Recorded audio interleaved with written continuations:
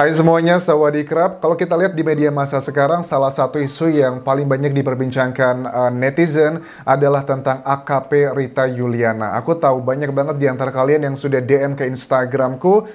Aku juga bertanya-tanya, kenapa kok kalian ngomongin AKP Rita Yuliana? Ternyata setelah aku cross-check, ini berasal dari cuitan Instagram, kemudian dibahas di banyak media online. Salah satunya aku ambil dari insulteng.com ya. Ini ada dugaan sebenarnya siapakah AKP Rita Yuliana, kemudian aku baca beritanya. AKP Rita Yuliana, Putri Chandrawati, Ferdi Sambo, Brigadir J, dan Barada E lagi. Ada banyak berita yang mengatakan seperti itu. Terus begini, keterangan terbaru yang aku baca bahwa AKP Rita Yuliana disebut sebagai dugaannya adalah istri simpanan seseorang viral di jagat maya. Selain itu, dia juga viral kabarnya diminta mundur dari Polri oleh seseorang. Nama wanita bekas Kasat Lantas Polres Lombok Timur itu viral dengan usai meninggalnya Brigadir J. AKP Rita Yuliana, Putri Chandrawati, Ferdi Sambo, Brigadir J, dan Barada E lagi viral. Ini adalah tuduhan yang masih sangat lemah sekali buktinya teman-teman. Karena apa? Kalau aku lihat ini sumbernya adalah dari sebuah akun Instagram. Akun Instagramnya itu Twitter maksudku. Akun Twitter @mmokoginta. Kemudian terus kalau aku lihat juga kronologi dari beberapa akun Twitter yang sekarang juga sudah nggak ada lagi dan ini belum bisa dipertanggungjawabkan. Tapi ya namanya juga dunia internet ya. Kadang tuh ada beberapa hal yang awalnya masih dugaan, tapi tiba-tiba menjadi kenyataan. Tapi aku hanya mengadres isu itu, apakah itu benar atau tidak, masih lemah sekali buktinya. Dan apakah ini juga menjadi salah satu petunjuk? Ya bisa aja, kalau memang kasus penembakan ini ada hubungan dengan masalah pribadi, mungkin akan ada rentetan-rentetan yang lainnya. Sekali lagi, motif ini atau motivasi ini adalah bagian penting dari sebuah penyidikan untuk membongkar semua aksi dari penembakan tersebut. Apakah benar Barada E yang menembak Brigadir J ataukah ada isu-isu yang lainnya? Kita baca sekarang adalah keterangan dari Kamarudin Simanjuntak, kuasa hukum dari Brigadir J. Kemarin sudah dinyatakan pada saat beliau ya melakukan pelaporan secara resmi ke Bareskrim tentang tuduhan pasal pembunuhan, pencurian, dan juga lain-lainnya terhadap ya sampai saat ini sih yang diadukan adalah dari penyidiknya, dari kepolisiannya. Tapi kemungkinan besar ya ini mengarah juga ke Pak Jenderal dan juga orang-orang yang terlibat di situ. Tapi kan kita nggak bisa hanya melakukan sesuatu hal, apalagi ngomongin hukum hanya berdasarkan keyakinan, tapi juga harus ditunjang dengan alat bukti. Alat bukti itu ada 5, teman-teman ya. Yang pertama adalah keterangan saksi, keterangan ahli, keterangan terdakwa, petunjuk, dan juga surat. Semuanya itu adalah hal yang sangat penting untuk menentukan satu orang tersangka. Untuk menentukan satu orang tersangka dibutuhkan 2 alat bukti yang kuat. Itu nanti banyaklah penjelasannya. Yang disampaikan kemarin gini adalah salah satu hal pada saat melaporkan tuduhan tersebut juga dibawa adalah foto-foto dan juga rekaman dari jenazah Brigadir J. Ketika polisi lengah, kenapa kok dia bisa mendapatkan itu? Jadi ketika polisi lengah ceritanya, alasannya adalah keluarga korban saat itu kan memang dikawal banget ya, awalnya nggak boleh dibuka dan sebagainya. Pada saat polisi lengah, sebagian keluarga, saksi ya, itu alasannya untuk menambah formalin. Saksi keluarga itu secara diam-diam mengambil foto dan video sembunyi-sembunyi dan ditemukan ada beberapa sayatan. Ini teman-teman, pada saat aku bilang kemarin adalah strategi, maksud aku tuh bukan strategi, mohon maaf Ibunda Brigadir J menangis, bukan. Maksud aku adalah strategi ini dipakai oleh orang-orang yang yakin kasus ini adalah kejanggalan, kesedihan dan menangis tulusnya dari keluarga Brigadir J itu diunggah ke media massa untuk melakukan hal yang seperti aku lakukan, adalah simpati. Dan memang banyak, aku juga termasuk orang yang sangat simpati pada saat melihat seorang ibu menangis seperti itu. Hati manusia siapa yang tidak terketuk. Maksud aku strategi adalah dari orang yang menguploadnya, bukan dari actionnya. So please don't make it a big deal, oke? Kemudian pada saat dibuka peti mati tersebut, Keluarga melihat ada beberapa sayatan, luka tembak, memar, pergeseran rahang, luka di bahu, sayatan di kaki dan telinga, belakang, jari-jari, terus juga biru-biru di perut kanan kiri dan tulang rusuk,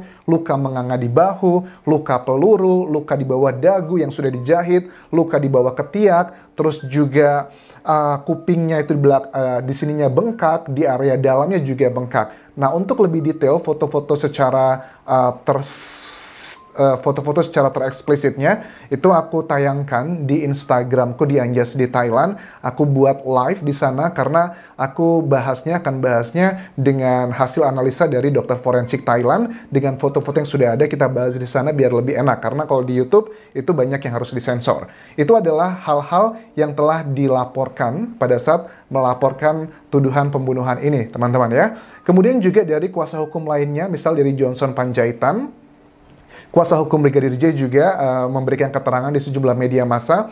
Beliau itu mencurigai sebenarnya TKP ini sebenarnya di Magelang atau di Jakarta. Karena kita ketahui dari data-data misalnya adalah keterangan WhatsApp ya dari Brigadir J yang menyatakan bahwa dia itu harus mengawal atasannya ke Magelang. Itu kan juga menjadi indikasi sebenarnya kejadiannya di mana sih, di Magelang ataukah di Jakarta. Banyak juga yang mencurigai kenapa kalau ada 7 tembakan dari Brigadir J, 5 tembakan dari Baradae, totalnya ada berapa tuh? Ada 12 tembakan. Kok orang sekitar tidak mendengar tembakan yang begitu dahsyatnya?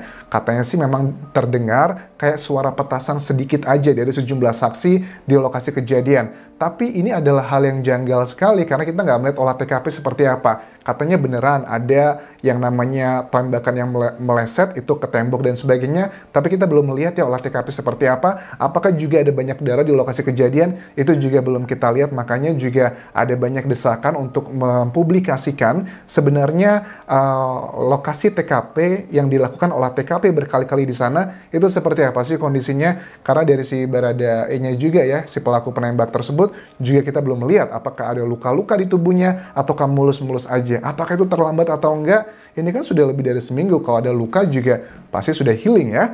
Terus juga dari Johnson Panjaitan mengatakan begini. Katanya ada pelecehan seksual nih, mana buktinya? Dan nggak ada bukti yang sangat jelas. Aku setuju dengan ini, karena kan selama ini yang kita dengarkan buktinya adalah dari keterangan kepolisian aja. Kita membutuhkanlah CCTV atau visum atau yang lainnya. Kan lidah manusia itu tak bertulang dan menurut aku sangat membahayakan kalau penyidikan hanya berdasarkan keterangan dari keterangan saksi. Harusnya juga dengan ya seperti Kapolri bilang ya, ada science-nya lah, scientifically investigated-nya itu seperti apa. Terus mengenai isu pengepungan dan diretas. Ini pengepungan adalah ada sesuatu hal yang menurut aku juga cukup janggal ya. Menurut Johnson Panjaitan bahwa waktu mayat datang yang terima adalah bibinya. Jadi kan butuh proses nih buat keluarganya, ibunya itu menandatangani dan sebagainya. Setelah proses administrasi selesai, datanglah 20 truk pasukan dan semua jendela dan komplek rumah tersebut harus ditutup. HP tak ada boleh yang aktif dengan alasan menutupi aib. Ortu nggak terima tapi justru dibentak-bentak. Alasannya menurut beliau adalah begini, kenapa harus ditutup, nggak boleh ada HP semuanya karena menutupi aib. Aibnya itu apa? Ya si Brigadir J ini melakukan tindakan pelecehan terhadap istri dari sang jenderal. Itu dugaannya. Tapi apakah ini adalah aib sebenarnya? Bisa aja masyarakat Indonesia kan juga punya logika ya, berpikir yakin nih ini mau menutupi aibnya Brigadir J, bukan menutupi aibnya sang jenderal. Dugaannya terjadi hal-hal ya, kalian tahu lah, you name it. Itu banyak sekali sekarang di media massa yang membahas hal itu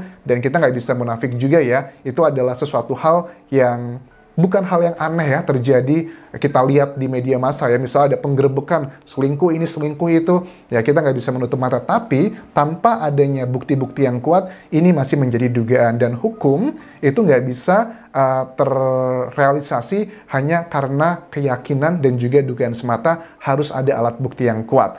Nah kemudian, untuk handphone itu kenapa keluarga juga menilai itu dilakukan peretasan? Itu ya karena kalian tahu ya tidak bisa dipakai lagi beberapa aplikasinya, tapi sekarang sudah kembali aktif. Nah, kalau untuk handphone, isu yang lainnya adalah mengenai komunikasi dengan Brigadir J. Jam 10 pagi di tanggal 8 Juli, which is hari kejadian, komunikasinya itu terjadi, teman-teman, itu ada teleponan atau chatting, aku kurang paham apa yang dimaksudkan chatting atau telepon, tapi ada komunikasi. Dikatakan bahwa nanti saya telepon lagi setelah mengantar, kira-kira 7 jam. Itu ke hari kejadian, di jam kejadian adalah sekitar jam 5 sore. Nah, di 7 jam itulah kemungkinan besar terjadinya hal-hal yang diduga adalah pembantaian. Karena kalau kita juga masih ragu sih, jujur aku pun pribadi ragu ya, apakah beneran kejadian itu jam 5 sore? Karena belum ada waktu kematiannya nih, dari otopsinya belum dikeluarin. Makanya juga banyak yang mendesak kita mau dilakukan otopsi ulang lagi dari tim kuasa hukumnya. Which is kalau secara hukum ini adalah hal yang boleh ya. Kalau dari pihak keluarga meminta diotopsi lagi, ya pasti akan diotopsi kembali. Dan kalau ini ada official permintaan begitu, pasti akan dilakukan lagi otopsi yang kedua sih. Dan akan dibongkar kembali makamnya. Oke, makanya dia memunculkan kecurigaan sebenarnya pembunuhannya terjadi di mana? Apakah di Magelang, ataukah di Jakarta, atau sepanjang perjalanan tersebut? Sekali lagi, kenapa aku menggunakan terminologi pembunuhan terlepas alibinya seperti apa? Karena memang sudah ada yang meninggal dunia, dan sudah ada yang diketahui menembak. Terlepas alibinya adalah karena membela diri, itu urusan nanti. Tapi yang pasti, sudah terjadi pembunuhan. Itu yang bisa aku update untuk video kali ini. Terima kasih sudah menonton. Sampai ketemu lagi di video berikutnya. Tinggalkan like dan juga komen, serta subscribe channel YouTube ini. Khaobun Krab semuanya. Bye.